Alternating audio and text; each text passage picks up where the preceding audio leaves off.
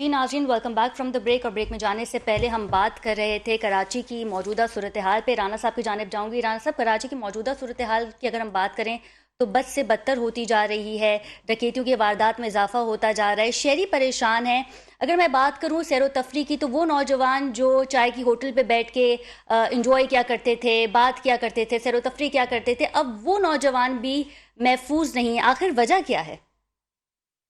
देखिए जी, बात यह है कि बिल्कुल स्ट्रीट क्राइम तो बहुत ज़्यादा बढ़ गया है और इसकी सबसे बड़ी वजह जो है वो बेरोज़गारी है। और मैं ये समझता हूँ कि इस बेरोज़गारी का ख़ात्मा जी। करना हुकूमत वक्त की ज़िम्मेदारी है और हुकूमत वक्त को चाहिए कि वो इस पर लाकानूनियत पर और बेरोज़गारी पर काबू पाए, क्योंकि शहरी वाकई और असल मसला कुछ इस तरह का है इसका कि देखें, इदारे जब कार्रवाई करते हैं तो ज़ाहिर है कि उस जब वो स्ट्रीट क्राइम या कोई भी क्राइम करने वाले मुजरिम को कानून नाफिज करने वाले इदारे गिरफ़्तार करते हैं तो उसके अंदर मुद्दई कोई नहीं बनता। उसके अंदर जब तक वो मुद्दई नहीं बनते तो फिर वो आगे ट्रायल होना बड़ा मुश्किल हो जाता है। जी। तो ट्रायल जब तक उसका ट्रायल, अब ज़ाहिर है वो कानून नाफिज करने वाले वो खुद ही उसके मुद्दई बनते हैं और वो फिर ट्रायल नहीं हो पाता और वो अदम सबूत की बिना पर वो रिहा हो जाते हैं, वो फिर क्राइम करते हैं। तो मैं ये समझता हूँ कि शहरियों को भी और कानून नाफिज करने वाले इदारों को भी आपस में एक कोऑर्डिनेशन होना चाहिए और ठीक वो है। इतना मजबूत कोऑर्डिनेशन होना चाहिए कि कानून नाफिज करने वाले इदारों को शहरियों को भी तहफ़्फ़ुज़ देना चाहिए जी। और शहरियों को एक वहाँ पे खड़ा कानून नाफिज करने वाले इदारों के साथ खड़ा होना चाहिए। तो जब तक ये हमारा कोऑर्डिनेशन नहीं होगा, रिफॉर्म्स नहीं होगा, तो मैं ये समझता हूँ कि इस पे कार्रवाई काबू पाना थोड़ा सा मुश्किल होगा। और मैं ये समझता हूँ ये अदल से मसला रहा, आज से नहीं कि भाई पीपल्स पार्टी गवर्नमेंट, पिछली गवर्नमेंटों में भी ये रहा। हम तारीफ तो करते हैं, इससे कुछ नहीं होता, लेकिन ज़ाहिर है हम या कय्यूम साहब हम इसी शहर में पैदा हो गए, बूढ़े हो गए, आज बड़े हो गए, तो कहने का मकसद ये है कि हम ये सब कुछ यही देख रहे हैं। तो ये अशद ज़रूरत है कि कानून नाफिज करने वाले लेकिन राना इदारे और साहब यहाँ आवाम पे के अंदर एक हमामगी पैदा होनी चाहिए और ये तरबियती नशिस्तें होनी चाहिए यूनियन काउंसिल की सतह के ऊपर। और यूनियन काउंसिल के लोगों को भी आपस में हमको ये इकट्ठा कि भाई जो भी क्रिमिनल है, क्रिमिनल का कोई मजहब नहीं होता। हम अक्सर एक इल्ज़ाम लगा देते हैं भाई ये तो जो स्ट्रीट क्राइम पठान था, पंजाबी था, उर्दू स्पीकिंग था। मैं ये कहता हूँ क्राइम करने वाले का कोई मजहब नहीं होता, वो क्रिमिनल है, क्रिमिनल है। और क्रिमिनल हर तरह का, अच्छा, लेकिन लैंड ग्रेबर हो। सवाल तो ये भी उठता है ना राना साहब कि जब हम सियासत में आते हैं तो हम कहते हैं कि हमारा गवर्नर लगा दिया जाए, ठीक है, हमारा डीएमसी लगा दिया जाए, हमारा फलां लगा दिया जाए, हमारे फलां को ये वजारत जो है वो दे दी जाए। कोई सियासतदान ये क्यों नहीं कहता कि क्राइम हमें खत्म करना है, हम इस पे काम करेंगे? सब वजारतें लेने के लिए तो आगे आ जाते हैं, लेकिन जब काम की बात आती है, क्राइम रेट कम करने की बात आती है, अशिया खुर्दनोश की कीमतों को कम करने की बात आती है, तब कोई क्यों आगे नहीं आता? सिर्फ वजारतों के लिए ही फिल फौरन जो है वो इजलास शुरू हो जाता है, रात गए इजलास चलता रहता है। और जैसे कि हमने बिलावल हाउस में भी देखा कि कल बिलावल हाउस में इजलास जारी था, लेकिन जो उसका नतीजा था वो सिफर निकला। कय्यूम साहब की जानिब मैं जाऊंगी। कय्यूम साहब, बताइएगा, अगर इलेक्शन मुलतवी हुए तो हाफिज नईम रहमान साहब ने कहा है कि मजम्मत करेंगे, क्या कहते हैं आप, कैसे देखते हैं आप इसे? देखें, हाफिज नईम रहमान साहब ने जो बयान दिया है वो आप भी को भी अंदाज़ा होगा और हर सियासी शऊर रखने वाले शख्स को इस बात का अंदाज़ा होगा कि जमात इस्लामी की जो पब्लिक और जमात इस्लामी का जो वोटर है इस वक्त फुल्ली चार्ज है और उनका कोई भी प्रोग्राम उठा के देख लें। और गुज़िश्ता जो इलेक्शन मुलतवी हुआ है उससे एक हफ्ता या 2 हफ्ता पहले जो उन्होंने यूनिवर्सिटी रोड पे जो एक बहुत बड़ा एक प्रोग्राम किया था और वो एक बहुत बड़ा पावर शो था और जिसके नतीजे में देखा जा रहा था कि लोगों की एक राय तब्दील हो गई थी। और अगर हाफिज नईम रहमान साहब मज़ामत की पॉलिसी पर आएंगे तो मेरे ख्याल से शहर के हालात मज़ीद ख़राब होंगे और सिंध गवर्नमेंट को बहुत ज़्यादा मुश्किलात का सामना करना पड़ेगा। जिस तरीके से उनका एक पास्ट एक्सपीरियंस भी रहा है कि गवर्नर हाउस पे 29 दिनों का धरना जमात इस्लामी ने दिया था और उसमें ख़वातीन, बच्चे, बूढ़े तमाम लोगों ने उसमें शमूलियत इख्तियार की थी। और ना सिर्फ जमात इस्लामी के लोगों ने बल्कि आम शोबा हाय ज़िंदगी से ताल्लुक़ रखने वाले लोगों ने भी, मुख्तलिफ कम्युनिटीज़ के लोगों ने आके उसमें शिरकत की और उस जमात इस्लामी के उस मौक़िफ़ की तायीद की थी कि लोकल गवर्नमेंट के इलेक्शन होने चाहिए और लोकल गवर्नमेंट के जो नुमाइंदे हैं वो बाइख्तियार होने चाहिए जी। تو یہ اگر اچھا، اگر اس قسم کی مزاحمت ہوتی ہے تو ڈیفینیٹلی ایک بہت ڈیفیکلٹ سچویشن سندھ گورنمنٹ کے لیے پیدا ہو جائے مخدوم گی. صاحب ہمارے ساتھ تو موجود ہیں. مخدوم صاحب 3 سال پہلے ہم نے دیکھا تھا کہ ایم کیو ایم آپ کے ساتھ تھی، پھر وہ آپ سے خفا ہو گئی، ناراض ہو گئی، اور پھر جو ہے وہ اتحادی بن گئی پی ڈی ایم اے کی. کیسے دیکھتے ہیں آپ کہ یہی سچویشن جو 6 مہینے پہلے تھی ایم کیو ایم کی، اب دوبارہ وہی سچویشن ہے لیکن پاکستان پیپلز پارٹی کے ساتھ؟ کیا کہیں گے آپ؟ مخدوم صاحب ہمارے ساتھ موجود ہیں؟ مخدوم صاحب پہلے ہم نے دیکھا تھا 6 مہینے پہلے کہ ایم کیو ایم جو ہے وہ پی ٹی آئی کے ساتھ تھی، اور پھر اس کے بعد ہم دیکھ رہے ہیں کہ رجیم چینج آیا اور پی ٹی آئی کو چھوڑ دیا گیا ایم کیو ایم کی جانب سے، اور اب ایم کیو ایم جو ہے وہ اتحادی ہے پی ڈی ایم اے کی. کیا سمجھتے ہیں آپ کہ ہر 6 مہینے بعد جو ہے وہ ایم کیو ایم ناراض ہو جاتی ہے؟ آخر وجہ کیا ہے؟ مسائل کیا ہے؟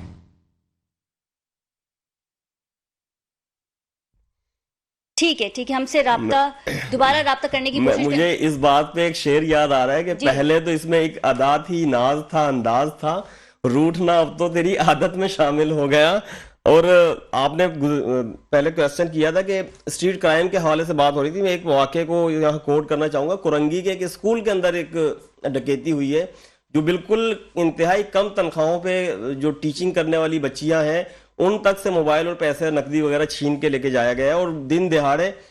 اور دوسرا ایک اس کی بہت بڑی وجہ یہ ہے کہ گزشتہ دنوں میری نظر سے ایک رپورٹ گزری تھی کہ کراچی کے اندر جتنے بھی تھانے ہیں ان کے جتنے ایس ایچ اوز ہیں، ڈی ایس پیز اور ایس پیز ہیں، ان میں سے زیادہ تر جو ہے وہ 95% جو لوگ ہیں وہ وہاں کے مقامی نہیں ہیں بلکہ دیگر ڈسٹرکٹ سے آئے ہوئے لوگ ہیں، جن کو وہاں کے گراؤنڈز کا کچھ پتہ ہی نہیں ہے، یا شاید اس طریقے سے ان کے روٹس نہیں ہیں، لوگوں سے تعلقات نہیں ہیں، جس کی وجہ سے جو کرمنل ایلیمنٹ ہے وہ کیپچر ہی نہیں ہو پاتا. اور میں یہ سمجھتا ہوں کہ آئی جی سندھ صاحب کو اس بات پہ بھی ایک واضح حکمت عملی اور پالیسی بنانی چاہیے کہ پولیسنگ جو سسٹم ہے اس میں مقامی لوگوں کو زیادہ سے زیادہ تعینات کیا جائے. جو پولیس والے کانسٹیبلز ہیں اور دیگر جو افسران ہیں ان کو وہ مقامی اگر ہوں گے تو میں سمجھتا ہوں کہ اسٹریٹ کرائم میں کافی حد تک کمی آئے گی. اور ہم دوسرا یہ دیکھتے ہیں کہ جو کرمنلز ہیں، کرمنلز بھی زیادہ تر جو جس علاقے میں کوئی چوری ڈکیتی ہو رہی ہوتی ہے اس علاقے کے نہیں ہوتے بلکہ اسے کسی دوسرے ڈسٹرکٹ کے ہوتے ہیں. تو یہ اس قسم کی پالیسی جو ہے نا واضح طور پہ ہمیں بنانی چاہیے کہ مقامی لوگوں کو بااختیار کیا جائے اور پولیسنگ سسٹم بہتر کیا جائے. رانا صاحب یہ بتائیے گا، پاکستان پیپلز پارٹی آخر عوام کو ریلیف کب دے گی؟ اگر میں بات کروں چھوٹی موٹی چیزوں کی، اشیا خوردنوش کی، تو اس کی قیمتوں میں لگاتار اضافہ ہوتا جا رہا ہے، اور جب ڈالر میں اضافہ ہوتا ہے تو پھر یقیناً جو چیزیں ہم استعمال کرتے ہیں اس میں بھی اضافہ دیکھنے میں آتا ہے. لوگوں کی انکم نہیں ہے، لوگ پریشان ہیں. پیپلز پارٹی نے عوام کو سہولت دینے کے لیے کیا پلان بنایا ہے؟ دیکھیں جی، بات یہ ہے کہ جہاں تک آپ نے مہنگائی کی بات کی ہے تو میں آپ سے وہی بات تو اپنے پہلے بات میں کہہ چکا ہوں کہ کل ہم جب روڈوں پر تھے اور ہم احتجاج کر رہے تھے تو ہمارا موقف یہی تھا کہ جی لاقانونیت اور مہنگائی، ڈالر کا اوپر جانا یہ بہت زیادہ ہے اور غریب آدمی سے بہت پریشان ہے اور بے روزگاری عام ہے. میں یہ سمجھتا ہوں کہ اس وقت جو صورتحال تھی اور جو آج کی اپوزیشن ہے، اس وقت کے جو حکمران تھے جو انہوں نے سبسڈی دے کر اور مہنگائی کو ایک چیز پہ روکا ہوا تھا، اور وہ جو سبسڈی تھی جب کیونکہ یہ گورنمنٹ آئی انہوں نے سبسڈی ختم کی تو اس سبسڈی کا ظاہر سی بات ہے کہ مہنگائی جو ہے نا وہ عروج پر گئی، اور میں یہ سمجھتا ہوں کہ وہ اس کا جو مہنگائی کا جن ہے وہ نہیں روک سکے یہ لوگ. آج کی جو گورنمنٹ ہے وہ نہیں روک سکی. بالکل آج کی جو گورنمنٹ ہے وہ مہنگائی کو نہیں روک سکی کیونکہ مہنگائی بدستور بڑھ رہی ہے، بے روزگاری کا خاتمہ نہیں ہو سکا ہے. اور اس کی وجہ یہی ہے کہ جو جنوری میں 2022 میں معاہدے ہوئے تھے، خان صاحب کی گورنمنٹ نے کیے تھے اور وہ اس پہ امپلیمنٹ نہیں ہوا تھا، تو جب یہ گورنمنٹ میں آئے تو انہوں نے اس پہ امپلیمنٹ کیا، تو ظاہر سی بات ہے اس پہ امپلیمنٹ کیا تو یہ چیزیں نہیں ہو سکی. تو میں یہ سمجھتا ہوں کہ موجودہ گورنمنٹ کی یہ ذمہ داری ہے کہ وہ عوام کو تحفظ دے، وہ بے روزگاری کا خاتمہ کرے. گورنمنٹ تو وہ تو ایکسپیرینس گورنمنٹ ہے نا، وزیر اعظم شہباز شریف صاحب. ایکسپیرینس نہیں ہوتا، گورنمنٹ ہوتی ہے، وہ 6 مہینے کی ہو 18 مہینے کی ہو، گورنمنٹ ہے. ایکسپیرینس یہ تجربات کی باتیں آپ نہ کریں کیونکہ کہ اس لیے کہ اقتدار تجربات کے لیے نہیں لیا جاتا. 3 سال 7 مہینے خان صاحب نے تجربہ ہی کیا ہے کہ میں پکڑوں گا نہیں, میں چھوڑوں گا نہیں. اس طرح نہیں ہوتا. میں یہ سمجھتا ہوں کہ عوام جو ہے تجربہ گار نہیں ہے.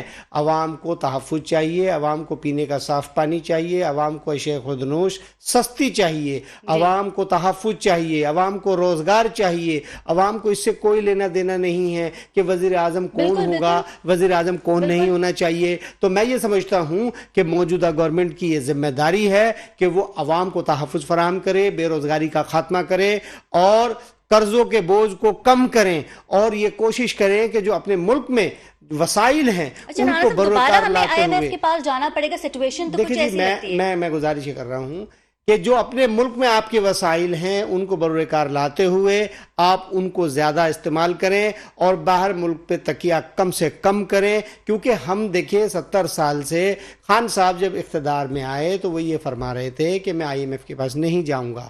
تو دیکھیے وہ IMF کے پاس گئے, انہوں نے بھاری رقم لی, پھر اس کے بعد وہ کہنے لگے ہم کسی باہر ملک میں جا کے ہاتھ نہیں پھیلائیں گے. وہ ماشاءاللہ سعودی عرب میں گئے, بڑا زبردست پیکج لے کر آئے. وہ قطر میں گئے, وہاں سے بھی پیسے لائے. وہ دبئی سے ہی پیسے لائے. شہباز شریف صاحب بھی تو گئے ٹرکی. میں میری بات ذرا سا سن لیجئے. وہ بڑا زبردست پیکج لے کر آئے. میں یہ کہتا ہوں کہ یہ مانگنے کا کام ختم ہونا چاہیے عملی طور پہ. آج بھی خان صاحب کی میں نے جب پروگرام سنا, پریس کانفرنس سنی, تو وہ آج بھی یہ کہہ رہے ہیں کہ ہم باہر ملک میں مانگنے نہیں جائیں گے. بات یہ ہے کہ میں یہ سمجھتا ہوں کہ یہ جو آپ نے ایک بات قیوم بھائی نے کی لوٹنے کی, تو میرے بھائی آپ نے اقتدار لیا ہی احتساب کے لیے تھا. آپ نے احتساب کیوں نہیں کیا؟ آپ کو چاہیے تھا کہ اکراس دا بورڈ احتساب کریں. اس میں چاہے میں ہوں, آپ ہوں, میڈیا ہو, کوئی بھی ہو, کسی پہ قدغن نہ لگائیں. ایک منٹ آپ قدغن نہ لگائیں. آپ احتساب کے عمل کو شفاف بنائیں. باتیں کرنے سے میں یہ سمجھتا ہوں پیپلز پارٹی کے لوگ ہوں, نون لیگ کے لوگ ہوں, PTI کے لوگ ہوں, جماعت اسلامی کے لوگ ہوں, کسی بھی پولیٹیکل جماعت کے لوگ ہوں, قوم ان کی طرف دیکھتی ہے.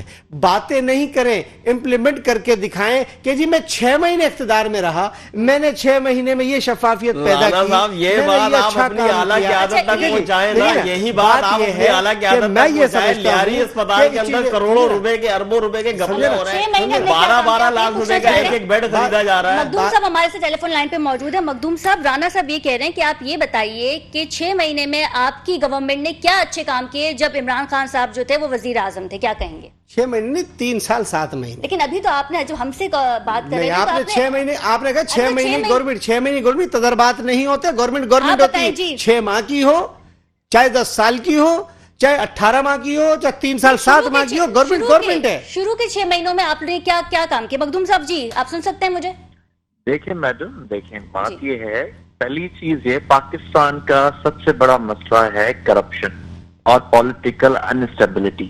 ہماری PTI کی گورنمنٹ نے کرپشن پہ دیکھیں بڑا انیشیٹو لیا, اور اس کا ثبوت یہ کہ جیسے ہی ہماری گورنمنٹ گئی اس کے بعد ایک دم سے سارے کیسز ختم ہو گئے. نیب میں ترمیم کی گئی, انفیکٹ یہ اتنی ترمیم کی گئی کہ 50 کروڑ سے کم بھی کرپشن پہ تو کوئی زیادہ کوئی انویسٹیگیشن ہی نہیں کر سکتا. نیب کے ادارے کو جیسے غیر فعال کر دیا گیا. FIA پرائم منسٹر صاحب کے ماتحت آپ دن بدن آپ اگر دیکھ رہی ہیں ہوں گی تو آپ نیوز میں آپ کے پاس آ رہا ہوگا کہ فلاں جس پہ اتنے کرپشن کا کیسز تھا, اتنے کرپشن کے دور. اور مزے کی بات یہ ہے کہ ایک اشتہاری جس نے ریٹن میں منی لانڈرنگ کی اور جس نے ایکسپٹ کیا ایفیڈیوٹ پہ لکھ کے, اس کو جو اشتہاری تھا 4 سال تک, اس کو بلا کر پاکستان کا فیڈرل فنانس منسٹر بنایا گیا ہے. میں 7 کی بات کر رہا ہوں. تو یہ مین مسئلہ یہ تھا کہ PTI کی گورنمنٹ میں ایک اکاؤنٹیبلٹی تھی لوگوں کا. اب پاکستان کی معیشت ڈیفالٹ کس لیے کر رہی ہے؟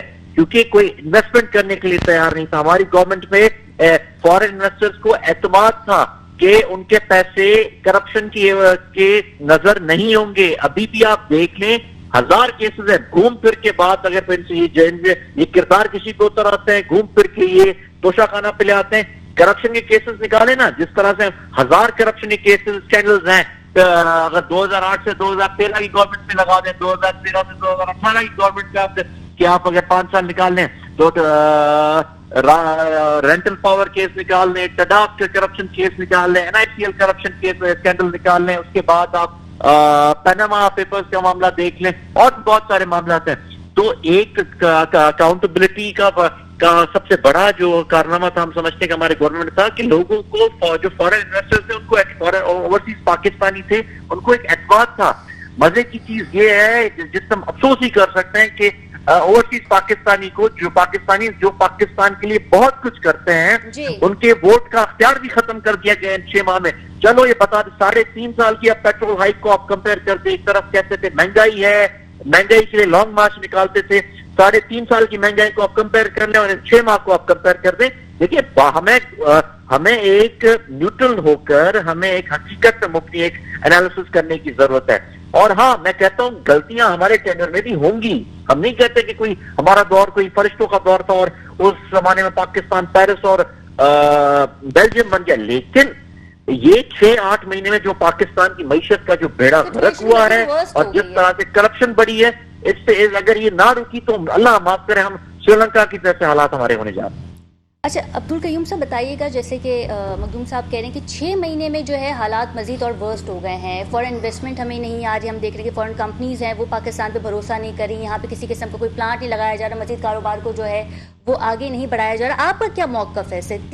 अगर हम 6-7 महीने पहले चले जाते तो तब सिचुएशन ज़्यादा बेहतर थी? देखिए सिचुएशन, अगर मैं एक आम आदमी की हैसियत से देखूं तो मुझे उस वक्त आटा शायद 70 रुपए किलो मिलता था, जो आज 120 रुपए किलो मिल रहा है। मुझे उस वक्त तेल 320 रुपए किलो मिलता था, जो आज 500 रुपए किलो मिल रहा है। तो सिचुएशन तो खराब हुई है, एक आम आदमी के लिए सिचुएशन खराब हुई है, इसी तरीके से फॉरेन इन्वेस्टर के लिए सिचुएशन खराब हुई है। और फिर लॉ एंड ऑर्डर की जो सूरत हाल है, वो आपका एक अफगान सरहद पे आपकी सूरत हाल जो है वो बिल्कुल कशीदा हो गई है। और फिर खुद बलूचिस्तान के अंदर जो लोग अपने हकूक की जद्दोजहद कर रहे हैं, जो अपना धरना दिए बैठे 2 महीने से पुरअमन जद्दोजहद कर रहे हैं, जमहूरी जद्दोजहद कर रहे हैं, उनके ऊपर ऑपरेशंस करके उनकी जमहूरी जद्दोजहद को सबूताज करके क्या पैगाम दिया जा रहा है? वहाँ पे इंटरनेट बंद है, दुकानें बंद है, मवासलात का सारा निज़ाम बंद है, और उन लोगों को किस तरफ धकेला जा रहा है? वो बलूचिस्तान की जो सूरत हाल है वो इंतहाई खतरनाक हो रही है। और माशी सूरत हाल, पाकिस्तान के पास प्याज के कंटेनर रिलीज करवाने के लिए लेटर ऑफ क्रेडिट बनाने के लिए डॉलर्स तक नहीं है। तो सूरत हाल तो मैं मखदूम मोहसिन से जो है ना बिल्कुल इत्तफाक करूंगा कि सूरत हाल तो वाकई वर्स्ट हुई है, और सूरत हाल मजीद खराब होती हुई नजर आ रही है। कोई बेहतरी की कोई चीज नजर नहीं आ रही कि आने वाले चंद दिनों में कोई हमें नजर आ रहा हो कि कोई बहुत बड़ी अच्छी कोई अचीवमेंट हो जाएगी, बल्कि हमें ये पैगामात दिए जा रहे हैं। आज मैं खबरों में देख रहा था कि मजीद जो है पेट्रोल की कीमतें बढ़ाने के लिए समरी बढ़ा दी गई है, उसके अप्रूवल के लिए मुंतजिर है। तो आवाम को खाने के पैसे आवाम के पास नहीं है, जहर खाने के पैसे लोगों के पास नहीं है, लोग खुदकुशियां कर रहे हैं, अस्पतालों में आप चले जाएं लोगों के पास दवाइयां लेने के लिए पैसे नहीं है। तो अजीब सूरत हाल, इस सूरत हाल में क्या होगा? आवाम खुदकुशियां करेगी। रुक कर लेते हैं। मखदूम साहब बताइएगा, 15 जनवरी को जो है वो इलेक्शन होने जा रहे हैं और MQM जो है वो अपनी सिफ़ें दुरुस्त कर रही है। मुस्तफ़ा कमाल साहब भी एक पेज पे आ गए हैं, फारूक सत्तार साहब से भी जो है वो ताल्लुकात अब बहाल हो रहे हैं। कैसे देखते हैं आप कि कराची के लिए ये लोग कितने मुस्बत साबित हो सकते हैं? क्योंकि अगर मैं बात करूँ 6 साल पहले या 5 साल पहले कराची की, तो तब क्राइम रेट बहुत ज़्यादा हाई था, डकैतियों की वारदात भी होती रहती थी, बत्ताखोरी भी थी, बोरी बदलाशें भी थी। अब आप इन चीज़ों को कैसे देखते हैं कि ये सब एक ही पेज पे आ गए हैं? तो क्या अब ये कराची के लिए कुछ बेहतर होने वाला है या फिर कुछ बुरा होने वाला है? देखिए मैडम, वो दौर चला गया जब 200-300 मजदूरों को जिंदा जला दिया गया बल्दिया फैक्ट्री में। वो दौर चला गया जब 10 बजे के बाद रात को घर से कोई शरीफ आदमी निकल नहीं सकता था कराची शहर में। देखिए अब ये 2023 चल रहा है कि ये लोग भले जमा हो जाएं। हाँ, चाहिए जमहूरियत का हुस्न है कि आप जब आपको खौफ होता है कि आपके मद्दे मुकाबले, हम कभी भी तारीख में कराची तो क्या पाकिस्तान का आप एग्जाम्पल ले लें, आप ज़िमनी इंतखाबात को आप देख लें, आप एक ओवरऑल अगर आप उस सिनेरियो को आप एक नजर देख लेंगे कि इतनी PTI की पॉपुलैरिटी को भी आप एक तरफ रख लें, लेकिन इतनी खौफजदा, इतना टेंशन में मैंने कभी पॉलिटिकल जमातों को नहीं देखा जितना मैंने इस दफा देखा है। और अगर कराची का आप एग्जांपल देख लें, कहीं पे भी इलेक्शन करा लें, अभी रिसेंटली आपको याद होगा कि आमिर लियाकत साहब के इंतकाल के बाद जो सीट पे ज़िमनी इंतखाबात हुआ था उसमें सारी जमातें एक साथ थी, और उसमें इनफैक्ट जिनका आप जिक्र करें डॉक्टर फारूक साहब का, फारूक सत्तार साहब भी उस इलेक्शन में खुद कैंडिडेट थे। बिल्कुल। तो कितने वोट उन्होंने उठाए? मेरे ख्याल से 2000 2500 वोट उठाए, फिर भी मार्जिन को अगर देखो डबल मार्जिन से पीटीआई वो जीती। भला चलो कहते ये लोग कहते हैं कि 2018 में तो चलो बैसाखियां थी बकौल एमक्यूएम के दोस्तों के, बकौल पीपुल्स पार्टी के दोस्तों के, बकौल नवाज शरीफ के दोस्तों के। अब जो बाई इलेक्शन हो उसमें कौन सी बैसाखियां थी? उसमें तो अवाम था।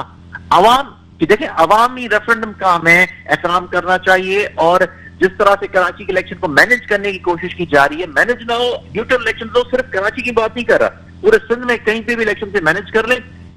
मैं कहता हूं कि इनको तारीखी शिकस्त होगी और अवाम अपने शऊर का मुजाहरा करेगी, लेकिन अगर ये जमा हो रहे हैं बिल्कुल हो जाए, और ये मैं कहता हूं ये खुशायद है, लेकिन अगर ये जमा होकर ये पाकिस्तान को या खुसूसन कराची शहर को जो पाकिस्तान की मईशत की रत तस्वर की जाती है उसको अगर दोबारा अंधेरों में धकेलना चाहते हैं, दोबारा वो बल्दिया जैसिस्तान, ये दोबारा टारगेट किलिंग, दोबारा चाइना कटिंग उस तरफ कराची को लेके जा रहे, तो मैं समझता हूँ ये इतनी गलत फहमी है। और अवाम अब उस खौफ से भी निकल आई है, अवाम उस बाशऊरी से लाशऊरी से भी निकल आई है, और अब अवाम एक शब्द शऊर का मुजाहरा करेगी। 15 को करा ले या 30 को करा ले या 6 महीने के बाद इलेक्शन करा ले, रिजल्ट वही होंगे जो ज़िमनी इंतखाबात में। बिल्कुल ठीक है। राना साहब की जानिब जाऊंगी। राना साहब ये बताइएगा कि 15 जनवरी को अगर इलेक्शन होते हैं तो, क्योंकि अब इफ और बट की सिचुएशन जो है वो सामने आ गई है, इस्टेब्लिशमेंट का रोल कितना अहम हो सकता है? मैं ये समझता हूँ कि इस्टेब्लिशमेंट का रोल नहीं होना चाहिए, आवाम का रोल होना चाहिए, और तमाम पॉलिटिकल पार्टी इलेक्शन लड़ रही हैं और उसमें आवाम का रोल यही होना चाहिए कि आवाम जिसको वोट देगी उसको उसके मैंडेट को तस्लीम करना चाहिए और खुशलूबी से उसको गले लगाना चाहिए। कोई भी मेयर किसी का भी हो, पीपल्स पार्टी का हो, जमात इस्लामी का हो, पीटीआई का हो, ये आवाम का फैसला है। मैं समझता हूँ इस्टेब्लिशमेंट के कांधों पे पीपल्स पार्टी ने कभी भी यकीन नहीं किया, और इस्टेब्लिशमेंट को पॉलिटिकल सिस्टम से दूर रहना चाहिए। उनका एक अपना काम है, उनको पॉलिटिकल सिस्टम में दखल अंदाजी नहीं करनी चाहिए, और पॉलिटिकल लोगों को उनके डोमेन में दखल अंदाजी नहीं करनी चाहिए। इससे रियासती इदारे खोखले होते हैं। तो इदारों को मजबूत करने के लिए उनको उनके डोमेन में काम करना चाहिए, और वो ट्रांसपेरेंसी के साथ काम करें और ईमानदारी के साथ काम करें, क्योंकि पाकिस्तान मुस्तहकम होगा तो जाहिर सी बात है फिर हमारी सियासत भी होगी, हमारे सारे काम होंगे। हम बदकिस्मती ये है कि हमने सियासत के अंदर एक डीस्टेबलाइजेशन लेकर आ गए, हम उसमें बदतमीजी लेकर आ गए। ये चीज़ें नहीं होनी चाहिए। आवाम के वोट पे इंतज़ार करना चाहिए। हम सबको, सब लोग देखें, सभी खिदमत के दावेदार हैं। कोई भी आदमी ये नहीं कहता कि जी हमने खिदमत नहीं करनी, सब खिदमत की बात करते हैं। तो बात यह है कि जब खिदमत की बात करते हैं तो फिर उसके बाद जो मसाइल सामने आते हैं तो हमें सबको मिलकर उन मसाइल को दूर करना चाहिए। हमें सबको अवामी मफाद में एक प्लेटफॉर्म पे होना चाहिए। मैं ये समझता हूँ हम अपने मफादात के लिए इदारों को इस्तेमाल करते हैं, तो हमें इदारों को इस्तेमाल नहीं करना चाहिए। हमें अवाम के वोट को, ताकत को, वो ताकत अवाम की आपके पास है, उसका एहतराम करना चाहिए, इदारों को भी और सब तमाम पॉलिटिकल पार्टी को एक दूसरे के साथ। कमीशन से आप कितने मुत्तफिक? देखिए जी, इलेक्शन कमीशन, देखिए मैंने आपसे कहा कि ये जो इलेक्शन कमीशन है ये खान साहब ने ही लगाया था, और खान साहब ही उन पर एतराज़ात करते हैं। जो हुक्म इलेक्शन कमीशन का होगा, तमाम पॉलिटिकल पार्टीज़ उसके पाबंद हैं। तो मैं ये कहता हूं कि जब मैं अगर एक बात कर रहा हूं, आज अगर मैं कहीं पे किसी चीज़ को लगाता हूं और वो मेरा कहना नहीं मानता तो मैं फिर कल उसको बुरा कहता हूं, तो हमें ऐसा नहीं करना चाहिए। बात यह है कि अगर वो मेरी मर्ज़ी के फैसले करे तो बहुत अच्छा आदमी है, और अगर मेरी मर्ज़ी के फैसले ना करे तो वो गलत आदमी है। तो मैं समझता हूँ इन चीज़ों से इज्तनाब बरतना चाहिए। हमें अवाम की, मैं फिर कहता हूँ कि अवाम जिस सूरत हाल से गुजर रही है, हमें सबको ये सोचना चाहिए कि इस सूरत हाल से हमें कैसे गुजारना है, हमें इसको कैसे हल करना है। इलेक्शन कमीशन के हवाले से क्या कहेंगे? मखदूम साहब हमारे साथ मौजूद हैं।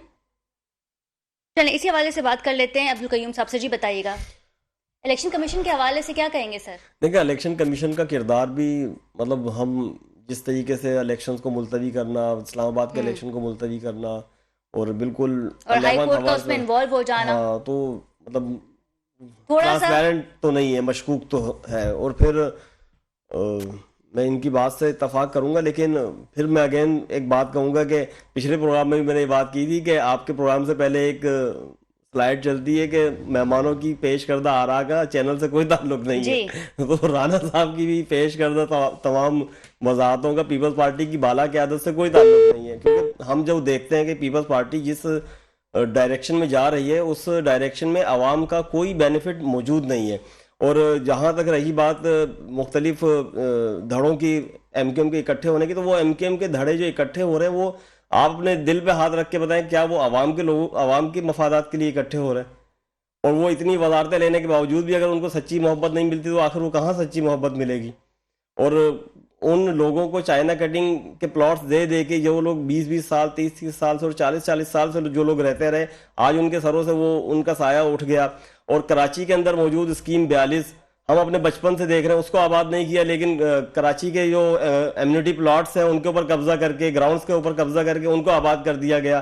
63 टाउन की जो रिहायशी स्कीम है उसको आबाद नहीं किया, लेकिन कब्जा करके चाइना कटिंग को आबाद कर दिया गया। तो वो सारे वो ये अच्छा ये किया भी इन्होंने अपनी कम्युनिटी के साथ ना, अपने ही लोगों को वहां बसाया गया और वो आज लोग वही बर्बाद और वक्त खत्म हुआ जाता है। बहुत शुक्रिया राना गुलजार साहब आपके वक्त का। इनके हमरा थे अब्दुल कयूम और टेलीफोन लाइन पे हमें ज्वाइन किया था मखदूम साहब ने, पीटीआई से इनका ताल्लुक था। नाज़रीन मौक़िफ़ आपने हमारे मेहमानों को सुन लिया, लेकिन अब देखना यह है कि 15 जनवरी को इलेक्शन होते हैं या नहीं। मुझे अपनी मेज़बान खदीजा राठौर को इजाज़त दीजिए। अल्लाह निगहबान।